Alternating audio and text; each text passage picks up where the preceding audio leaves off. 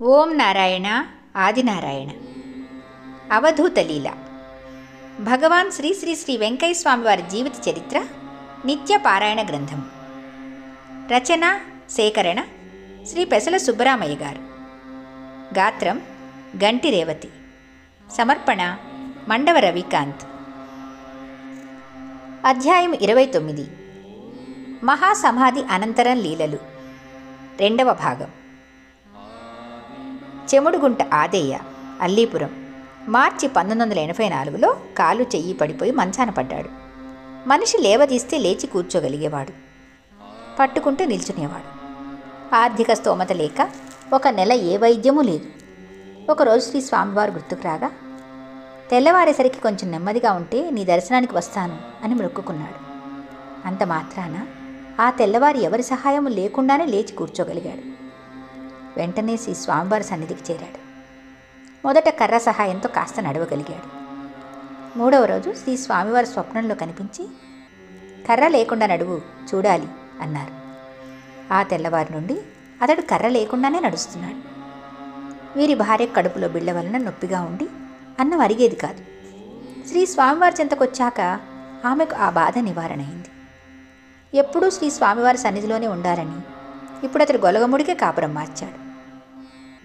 Appayya gate నివాసి గోనుగుంట రామమ్మ తనను బాధిస్తున్న భూతాన్ని శ్రీ స్వామివారు ఎలా వెళ్ళగొట్టారో ఇలా వివరిస్తుంది. అన్నం సహించదు, బలహీనత, శరీరం నొప్పులు, బాగా శుష్కించిపోయింది. ఎందరో డాక్టర్లకు చూపించి ఎన్ని మందులు వాడినా నయం కాలేదు. తన స్నేహితుల సలహాపై శ్రీ స్వామివారి సమాధిని దర్శించింది. నాటి రాత్రి ఆమెకు స్వప్నంలో ఒక వ్యక్తి, ఛీ వెధవా, ఇక్కడకు కూడా వచ్చావా, వెళ్ళు అన్నట్లు దర్శనమైంది. తెల్లవారేసరికి ఆకలై అన్నం సహించింది. 1 వారంలో పూర్తి ఆరోగ్యం చేకూరింది. 1983వ సంవత్సరంలో గోనుగుంట రామమ్మ గారి బర్రె ఈనలేక 3 రోజుల నుండి బాధపడుతూ అడ్డం పడిపోయింది. పశువుల డాక్టర్ బర్రెను పరీక్షించి, దూడ అంతకుముందు రోజే కడుపులో చనిపోయిందని, దానిని తీసివేస్తే బర్రె బ్రతుకుతుందని చెప్పి దూడను తల్లి గర్భం నుండి లాగి ప్రక్కన వేశాడు. దూడను పారేసి ఈ స్థలమంతా శుభ్రం చేయండి, బర్రెకి ఇంజెక్షన్ చేస్తాను అన్నాడు. ఆమె, నా స్వామి నాకు దూడ లేకుండా చేస్తాడా, 3 గంటలు చూచిగాని దూడను కదిలించను అన్నది. ఏమమ్మా, చనిపోయిన దూడ ఎలా బ్రతుకుతుంది అన్నాడు డాక్టర్. కానీ ఆమె ఇక వారితో మాట్లాడకుండా 1 తువ్వాలు నీటిలో పిండి దూడపై కప్పి, స్వామి, ఈ దూడ బ్రతికితే దీన్ని నీ ఆశ్రమానికి ఇస్తాను, ఒకరోజు పాలు తెచ్చి తమకు సమర్పిస్తాను అని మొక్కుకుని శ్రీ స్వామివారిని స్మరిస్తూ కూర్చున్నది. 3 గంటలు కాకముందే దూడ కళ్ళు తెరిచింది. అంతవరకు అక్కడనే ఉన్న డాక్టర్ గారు ఇది శ్రీ స్వామివారి మహిమే అన్నాడు. 4 నెలలు గడిచినా ఆమె పాలు శ్రీ స్వామివారికి సమర్పించలేదు. ఒకనాడు శ్రీ స్వామివారి స్వప్నంలో కనిపించి, అమ్మా, 3 నెలలు గడిచినా నా మాట మర్చిపోయావే అని అన్నారు. తెల్లవారగానే చెంపలేసుకుని పాలు తెచ్చి ఆశ్రమంలో సమర్పించి, దూడ పాలు మరవగానే తీసుకొచ్చి శ్రీ స్వామివారి ఆశ్రమంలో అప్పగిస్తానని సమాధికి చెప్పుకొని వెళ్ళింది. ఆర్థిక ఇబ్బందుల వలన బర్రెను అమ్మేసింది. దూడ ఖరీదు 50 రూపాయలుగా నిర్ణయించారు. కానీ ఆ పైకం 18 నెలల వరకు శ్రీ స్వామివారికి చెల్లించలేదు. 18/1/85న శ్రీ స్వామివారి స్వప్నంలో దర్శనమిచ్చి, నీవు నాకు 130 రూపాయలు బాకీ తేలావు, 19/12/85లోగా చెల్లిస్తానని ఆశ్రమంలో కాగితం రాయించి వేలిముద్ర వేసిరా అని ఆదేశించారు.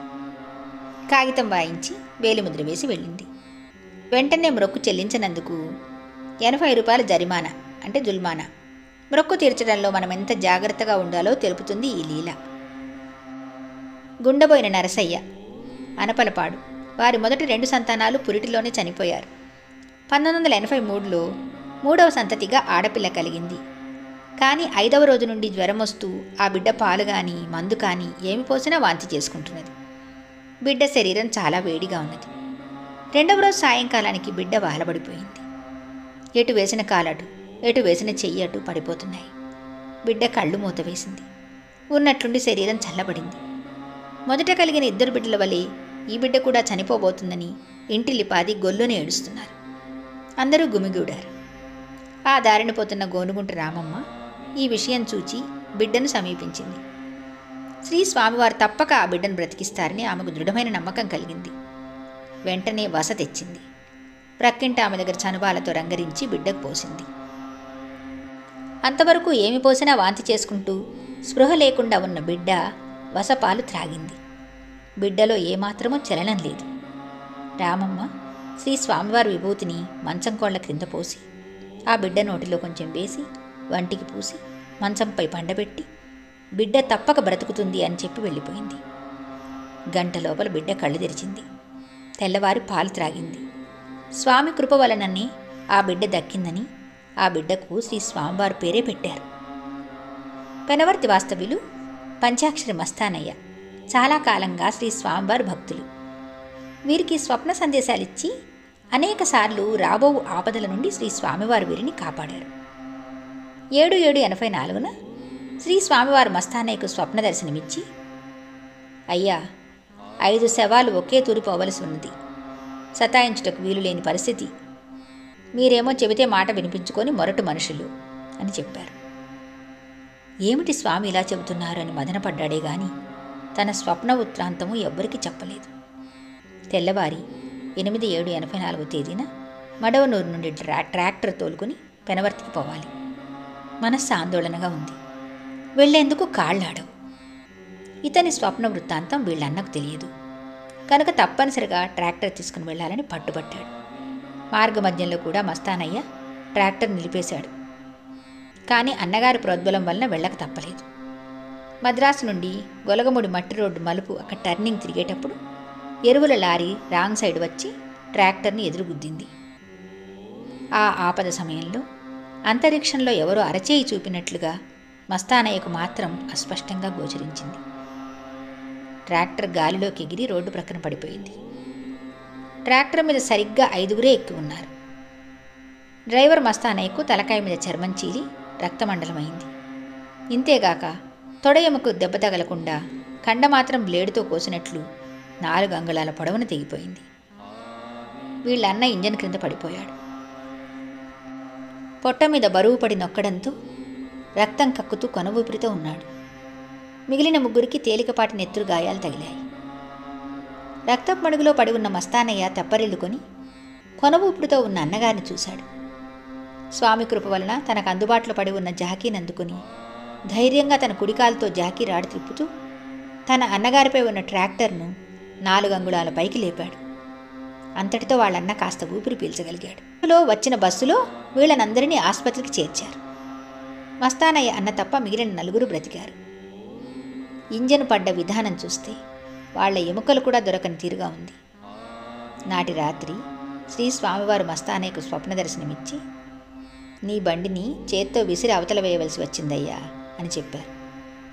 5గురు పోవలసి ఉంటే తన కృప వలననే 4గురు బ్రతికారని శ్రీ స్వామివారి ఈ స్వప్నం ద్వారా తెలిపారు. మస్తానయ్య ఆసుపత్రిని డిశ్చార్జ్ అయ్యాక నాటి రాత్రి శ్రీ స్వామివారి స్వప్నంలో కనిపించి, మొదట గొలగముడి వెళ్ళి నిద్ర చేసి తర్వాత మద్రాసు వెళ్ళి మీ అన్నను చూచిరమ్మని ఆదేశించారు. శ్రీ స్వామివారి ఆజ్ఞను అనుసరించి ఆనాడు ట్రాక్టర్ కదిలించుకుంటే ఎలాగుండునో కదా. శ్రీ స్వామివారు కృప చూపినా దాన్ని దక్కించుకున్నటకు శ్రీ స్వామివారి మాట మీద విశ్వాసం ఉంచి వారు ఆదేశించినట్లు మనం ఆచరించాలి కదా. ఆగస్టు 1982 సంవత్సరంలో శ్రీ స్వామివారు మహాసమాధి చెందాక ఒకరోజు మస్తానయ్యకు ట్రాక్టర్ తోలేందుకు పోవద్దని శ్రీ స్వామివారి స్వప్నంలో హెచ్చరించారు. తెల్లవారి ట్రాక్టర్ తాళాలు తీసుకోబోతే 2 మార్లు క్రింద పడ్డాయి. కానీ ఆ రోజు దున్నకుంటే తర్వాత దున్నేందుకు నీళ్లు దొరకవు కనుక నారు వేసేందుకు వీలు లేక తన యజమాని రెడ్డి గారికి చాలా నష్టం జరిగేటట్లు ఉందనుకొని విధి లేక శ్రీ స్వామివారికి నమస్కరించి ట్రాక్టర్తో దున్నుచున్నాడు. చేనులో ఒకచోట మరమ్మతు చేసిన గుంటలో ముందు చక్రాలు దిగబడి గేరు మార్చి బండి లాగించే ప్రయత్నంలో వెనక చక్రాలు లేచిపోయి ట్రాక్టర్ తిరగబడిపోయింది. ఇతడు స్టీరింగ్ క్రింద పడి బురదలో కూరుకుపోయాడు. ఎలా తప్పించుకుని బయటకు వచ్చాడో ఆయనకే తెలియదు. అది చూచిన వారంతా, బురద దున్నకంలో ఇలాంటి యాక్సిడెంట్ జరిగిన డ్రైవర్లందరూ అక్కడికక్కడే మరణించారు, నీవు బయటపడ్డావంటే ఇది కేవలం దైవకృపే అని తమ ఆశ్చర్యాన్ని ప్రకటించారు. ఒకప్పుడు ఆదినారాయణ రెడ్డి గారి పొలంలో నీటి కొరకు పాయింట్ వేయించాలని 4 చోట్ల ప్రయత్నించినా లాభం లేకపోయింది. తన యజమానికి జరిగే నష్టం గురించి మస్తానయ్య చాలా బాధపడి శ్రీ స్వామివారికి మొరపెట్టుకొని బోరింగ్ ఎక్కడ వేస్తే నీళ్లు పడతాయో తెలపమని శ్రీ స్వామివారిని ప్రార్థించాడు. ఆ రోజు రాత్రి ఇతని స్వప్నంలో రెడ్డిగారి చేలో కొంగలు, కాకులు, నక్కలు ఒకచోట నీరు త్రాగుతున్నట్లుగా కనిపించింది. ఆ పొలంలో ఆ దృశ్యం గోచరించిన చోట బోరింగ్ వేస్తే సమృద్ధిగా నీరు పడ్డాయి. మీరు మా వైపు చూస్తే మేము మీ వైపు చూస్తుండే అయ్యా, వాళ్ళుండే దాన్ని బట్టి కదయ్యా మనం ఉండేది అని అభయమిచ్చారు కదా శ్రీ స్వామివారు. బ్రాహ్మణపల్లి గ్రామస్తులు భట్రెడ్డి శ్రీనివాసులరెడ్డి భార్య మనోజమ్మ గారికి వివాహమైన 4 సంవత్సరాల వరకు సంతానం లేదు. శ్రీ స్వామివారితో వారికి గల అనుభవం వలన ఆమె 1986 ఫిబ్రవరిలో శ్రీ స్వామివారి సమాధిని దర్శించి తన కోరికను విన్నవించుకున్నది. నాటి రాత్రి శ్రీ స్వామివారు ఆమె స్వప్నంలో సంతానం ప్రసాదించానని తమ ఆశీర్వాద సూచకంగా ఒక దారం ప్రసాదించారు. తెల్లవారు చూస్తే నిజంగానే శ్రీ స్వామివారు ప్రసాదించిన దారం ఆమె తాళిబొట్టు నిండా చుట్టుకొని ఉన్నది. స్వప్నంలో ఇచ్చిన దారం నిజంగానే తెల్లవారు ఉండడం అనే అనుభవాల్లో ఇది రెండవది. Ibrahimpatnam electrical engineer P Madhavarao గారు జీవితంలో అనేక కష్టనష్టాలకు లోనై మనశ్శాంతి లేక దైవచింతననే శరణి చెందారు. బెజవాడ కనకదుర్గను ఆరాధించసాగారు. ఆమె సాక్షాత్కరించింది, కానీ మనశ్శాంతి లేదు. అట్టి స్థితిలో ఆ దుర్గ కృప వలన భగవాన్ శ్రీ వెంకయ్య స్వామి చరిత్ర లభించి పారాయణ చేశారు. వెంటనే తమ మానసిక వేదన ఏమైందో కానీ ఎంతో శాంతి పొందారు. వెంటనే శ్రీ స్వామివారి ఆశ్రమానికి నెలకు 50 రూపాయల చొప్పున దక్షిణ పంపుతూ శ్రీ స్వామివారి చరిత్ర పారాయణ పూజ ప్రారంభించారు. శ్రీ స్వామివారి 3వ ఆరాధనోత్సవానికి కుటుంబ సమేతంగా వచ్చి 1 వారం శ్రీ స్వామివారిని సేవించారు. 24/8/85న శ్రీ స్వామివారి పాలరాతి విగ్రహం ఆవిష్కరించే రోజున జనంలో ఆ విగ్రహాన్ని, సమాధిని దర్శించలేక దూరం నుండి నిక్కి చూస్తున్నారు. సమాధి నుండి శ్రీ స్వామివారు నడుముల వరకు పైకి వచ్చి దర్శనమిచ్చి, ఇక్కడేం చూస్తావు, అందరిలో నన్ను చూడు అని అదృశ్యమైనారు. అది మొదలు అన్న సంతర్పణ దగ్గర వడ్డనలో పాల్గొన్నారు. ఆయన ఇంకా ఇలా చెప్పారు: నాకు 1.5 సంవత్సరాల నుండి గుండెకు ఎడంవైపు నొప్పి, ఎక్కువసేపు ధ్యానంలో కూర్చోలేను. డాక్టర్లు ఇచ్చిన మందులు నిష్ప్రయోజనమైనాయి. ప్రాణాపాయమని భయపడ్డాను.